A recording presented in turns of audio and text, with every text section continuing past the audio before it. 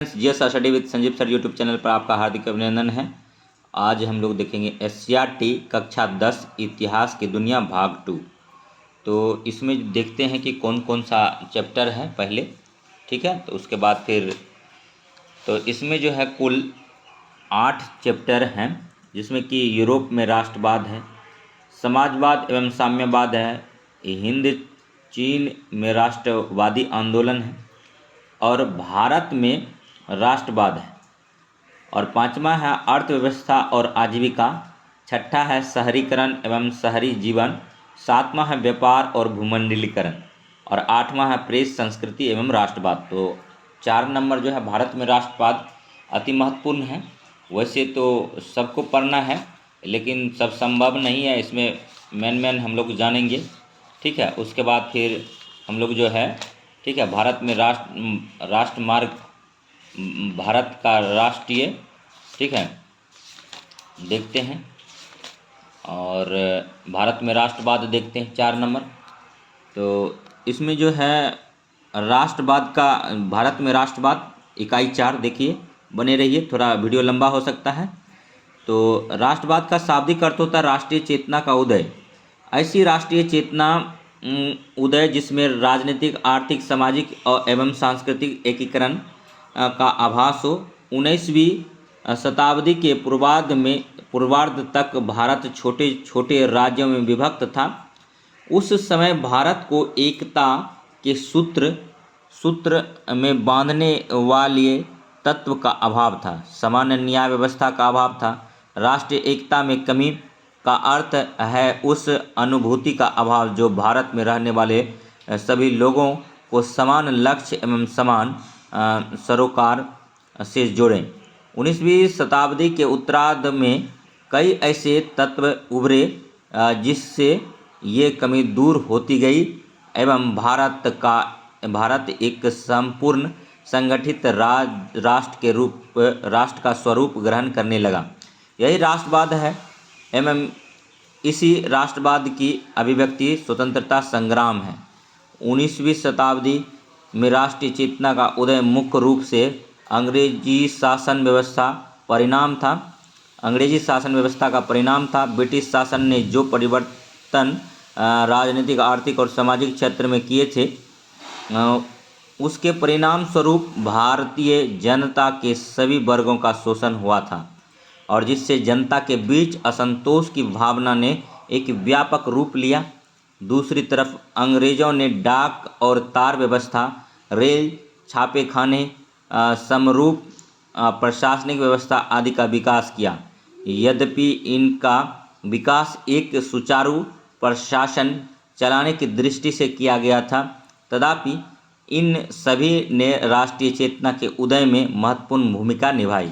राष्ट्रवाद का उदय का कारण जानते हैं। अब आइए, तो भारत में राष्ट्रवाद का उदय विविध शक्तियों और कारणों के संयोग का परिणाम था, जिसे निम्नलिखित वर्गों में बांटकर अध्ययन प्राप्त किया जा सकता है। राजनीतिक कारण था कि भारत में राष्ट्रीय चेतना जागृत करने में विभिन्न कारणों का योगदान रहा, परंतु सभी किसी न किसी रूप में ब्रिटिश सरकार की प्रशासनिक नीतियों से संबंधित थे। ब्रिटिश शासन साम्राज्यवादी। नेक्स्ट देखिए, थोड़ा सा वीडियो में बने रहिए, ठीक है, और देखते रहिए, ठीक है। उसके बाद फिर है कि नीति के पोषक थे। सन 1858 में महारानी विक्टोरिया की उद्घोषणा के साथ ही सभी देशी राज्य ब्रिटिश साम्राज्य के अधीन आ गए। इस घटना ने कुछ हद तक भारत को एक राष्ट्रीय स्वरूप प्रदान किया। उसके बाद भारत में राष्ट्रीयता की लहर आई, जिसको कुचलने के लिए सरकार ने कई दमन चक्र चलाए। तो इसमें जो क्वेश्चन आता है उतना पढ़ने पर रहेंगे तो बहुत टाइम लगेगा दोस्तों। जैसे वर्नाकुलर प्रेस एक्ट पारित किया गया था 1878 में, तत्कालीन वायसराय लॉर्ड लिटन के काल में वर्नाकुलर प्रेस एक्ट पारित हुआ था। यहाँ से एक क्वेश्चन पूछा जा सकता है। 1899 में लॉर्ड कर्जन ने कलकत्ता कॉरपोरेशन एक्ट पारित किया, और जिससे नगर पालिका में निर्वाचित सदस्यों की संख्या में कमी और गैर निर्वाचित सदस्यों की संख्या में वृद्धि की गई। तो ये याद रखिए, 1904 में विश्वविद्यालय अधिनियम द्वारा विश्वविद्यालयों पर सरकारी नियंत्रण बढ़ा दिया गया। तो विश्वविद्यालय अधिनियम कब आया? तो 1904 में आया। 1905 में बंगाल विभाजन हुआ, उसी के उपलक्ष्य में जो है मतलब सांप्रदायिकता के आधार पर तर्क देते हुए कर दिया गया, ठीक है, कि बंगाल बहुत बड़ा क्षेत्र है। और आगे जाके जब रोष पैदा हुआ भारतीयों में तो 1911 में इसे रद्द करना पड़ा और 1907 में देशद्रोही सभा अधिनियम सभाओं पर रोक लगाने के लिए तथा 1910 में इंडियन प्रेस एक्ट उत्तेजित लेख छापने वाले को दंडित करने के लिए पारित कर दिया गया। डलहौजी की संरचनात्मक योजना के अंतर्गत भारत में रेलवे, टेलीग्राफ लाइन और व्यवस्थित परिवहन व्यवस्था की शुरुआत की गई। तो ठीक है, और 1853 में फर्स्ट टाइम जो है भारत में रेल चला, मुंबई से थाने 34 किलोमीटर चला, ठीक है। उसके बाद फिर देखिए 1882 में सूती वस्त्रों पर से आयात कर हटा लिया गया, ठीक है। उसके बाद फिर देखिए 1857 का विद्रोह हुआ। उसके बाद सुरेंद्र नाथ बनर्जी प्रथम ICS थे, ठीक है। परीक्षा उस टाइम जो है भारत शासन भार अधिकतर इंडियन सिविल सर्विस के अधिकारी के हाथ में था।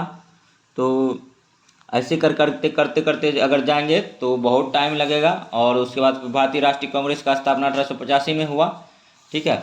तो इसीलिए इसका देख लेते हैं, ऑब्जेक्टिव देख लेते हैं, इसका जो है ऑब्जेक्टिव देख लेते हैं। सबसे अच्छा होगा कि इसका ऑब्जेक्टिव देख लेते हैं दोस्तों, ठीक है। तो देखिए गदर पार्टी की स्थापना किसने और कब की? तो लाला हरदयाल ने 1913 में की। जलियांवाला बाग हत्याकांड किस तिथि को हुआ था? तो 13 अप्रैल 1919 को हुआ था। लखनऊ समझौता किस वर्ष हुआ? 1919 में हुआ। असहयोग आंदोलन का प्रस्ताव कांग्रेस के किस अधिवेशन में पारित हुआ? सितंबर 1920 में कलकत्ता में पारित हुआ। दोस्तों एक बात कहना चाहेंगे, जब हम NCERT पढ़ाते हैं या क्वेश्चन उठाते हैं तो खुद हम SCERT पढ़ते हैं, देखिए रंग रंग के पढ़े हैं, और इसका कंटेंट हम डाल देते हैं। लेकिन अभी अगर एक बगल से पढ़ाना स्टार्ट करें तो बहुत समय लगेगा, समय बर्बाद भी होगा, ठीक है। शायद आपको अच्छा भी ना लगे, तो इसीलिए बिना समय गंवाए हुए ठीक है हम जैसे पढ़ा रहे हैं, ठीक है, हम पे भरोसा कीजिए, हम SCERT का कंटेंट उसमें डाल देंगे। असहयोग आंदोलन का प्रस्ताव कांग्रेस के किस अधिवेशन में पारित हुआ? सितंबर 1920 कलकत्ता अधिवेशन में पारित हुआ था। भारत में खिलाफत आंदोलन कब और किस देश के शासन के समर्थन में शुरू हुआ? तो 1920 तुर्की। और सविनय अवज्ञा आंदोलन कब और किस यात्रा से शुरू हुआ? तो 1930 दांडी यात्रा से शुरू हुआ। और पूर्ण स्वराज का मांग का प्रस्ताव कांग्रेस के किस वार्षिक अधिवेशन में पारित हुआ था? तो 1929 लाहौर अधिवेशन में हुआ था, ठीक है। उसके बाद देखिए राष्ट्रीय स्वयंसेवक संघ जिसको RSS बोलते हैं की स्थापना कब और किसने की? तो 1925 में KB हेडगेवार ने किया था। और नेक्स्ट जो है वल्लभ भाई पटेल को सरदार की उपाधि किस किसान आंदोलन के दौरान दी गई? तो बारदोली में दिया गया। बारदोली सत्याग्रह 1918 में जो हुआ था, तो बारदोली की महिलाओं के द्वारा, ठीक है, गांधी जी ने सरदार मतलब पटेल को वल्लभ भाई पटेल को सरदार की उपाधि दिया था। तो नेक्स्ट अब पूछा जाता है कि रंपा विद्रोह कब हुआ था? तो 1916 में हुआ था। उसके बाद देखिए बाल गंगाधर तिलक और श्रीमती एनी बेसेंट ने होम रूल आंदोलन को शुरू किया था। बाल गंगाधर तिलक ने महाराष्ट्र के पुणे से स्टार्ट किया था और एनी बेसेंट ने अडियार से शुरू किया था। गांधी जी भारत में खिलाफत आंदोलन के नेता थे, ठीक है। और उसके बाद देखिए 12 फरवरी 1922 को असहयोग आंदोलन स्थगित हो गया था। तो पहले जानिए असहयोग आंदोलन स्टार्ट कब हुआ? 1 अगस्त 1920 को असहयोग आंदोलन स्टार्ट हुआ था। और गोरखपुर में चोरा चोरी जगह पर 22 पुलिस को जिंदा जला दिया गया आक्रोशित भीड़ द्वारा। तो जिसके उपलक्ष्य में गांधी ने बोला कि बहुत बड़ी भूल, हिमालय जैसी भूल हो गई। और उसके 7 दिन बाद 12 फरवरी 1922 को असहयोग आंदोलन वापस ले लिया, ठीक है। और असहयोग आंदोलन जो था मतलब पहला जन आंदोलन था भारत में गांधी जी का, ठीक है, इस बुक में मिला। और साइमन कमीशन के अध्यक्ष सर जॉन साइमन थे। और साइमन कमीशन 1927 में बना था, 1928 में आया। और लाला लाजपत राय लाठी प्रहार से और जब लाठी से पीटा गया, साइमन कमीशन गो बैक का नारा दे रहे थे, तो उस टाइम लाला लाजपत राय ने कहा था कि मेरे पीठ पर किया गया एक एक प्रहार, लाठी का प्रहार अंग्रेजों के ताबूत में कील साबित होगी। ठीक है, तो ये लाला लाजपत राय का था। और नेक्स्ट देखिए, नेक्स्ट कहता है कि भारतीय राष्ट्रीय कांग्रेस के पहले अध्यक्ष कौन थे? WC बनर्जी थे। और ठीक है, उसके बाद फिर असहयोग आंदोलन में, ठीक है, चौकीदारी कर मतलब चौकीदारी कर चलाया गया था उसी टाइम बिहार में। और नेक्स्ट देखिए, उड़ीसा में पाइका विद्रोह हुआ था। ठीक है, ये भी याद रखिए। और उसके बाद फिर देखिए यहाँ मैचिंग वाले क्वेश्चन हैं। ठीक है, गांधीवादी चरण से, तो गांधीवादी चरण जो था, गांधी 1919 से 1947 तक सक्रिय रहे थे। ठीक है, उसके बाद 30 जनवरी 1948 को नाथूराम गोड्से के द्वारा मार दिया गया। और गांधी जी का जन्म 2 अक्टूबर 1869 को गुजरात के पोरबंदर में हुआ था, काठीवारा में। ठीक है, गांधी जी दक्षिण अफ्रीका गए थे 1893 में। टोटल 21 साल दक्षिण अफ्रीका में रहे, बीच बीच में आते भी थे।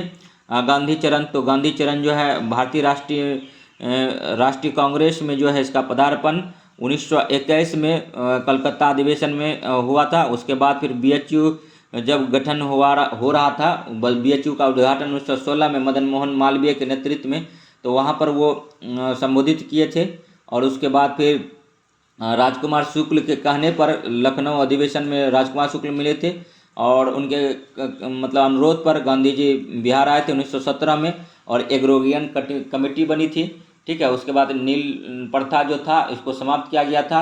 और नेक्स्ट जो है, कांग्रेस के प्रथम अध्यक्ष कौन थे? WC बनर्जी थे, याद रखिएगा। और बंगाल विभाजन वापस 1911 में किया गया था। हिंदू महासभा मदन मोहन मालवीय ने बनाया था। मुपला विद्रोह केरल में हुआ था, याद रखिएगा। ठीक है, उसके बाद फिर तो यही SCRT का क्वेश्चन बन रहा था। उसके बाद फिर देखिए और भी चैप्टर का क्वेश्चन था, तो उसको भी हम ले ही लेते हैं। ठीक है, उसके बाद फिर जो भी होगा। ठीक है, और वीडियो कैसा लगा? ठीक है, और तो आप बताएंगे। जैसे कि देखिए यहाँ पर वर्ल्ड हिस्ट्री है, तो हमको लगता है कि अगर SCRT 10 क्लास तक पूछेगा तो वर्ल्ड हिस्ट्री भी आ जाएगा सिलेबस में। मेजनी जो है जर्मन चांसलर था। हिगेल जो है राजनीतिज्ञ था। बिस्मार्क दार्शनिक था। और विक्टर एम्यूनल जो था इटली का था। वियना सम्मेलन 1815 में हुआ था। मेटरनिक का पतन 1848 में हुआ था। इटली का एकीकरण 1871 में हुआ। सेडान का युद्ध जो 1870 में हुआ था। उसके बाद देखिए कई सूत्र जो है नेक्स्ट अब पढ़ेंगे। उसके बाद फिर थोड़ा सा करना पड़ेगा। तो वीडियो कैसा लगा इसको लाइक कीजिए, सब्सक्राइब कीजिए। ठीक है, उसके बाद फिर इस बुक को हम आगे कंटिन्यू करेंगे। तो मिलते हैं नेक्स्ट वीडियो में, तब तक धन्यवाद। जय हिंद, जय भारत।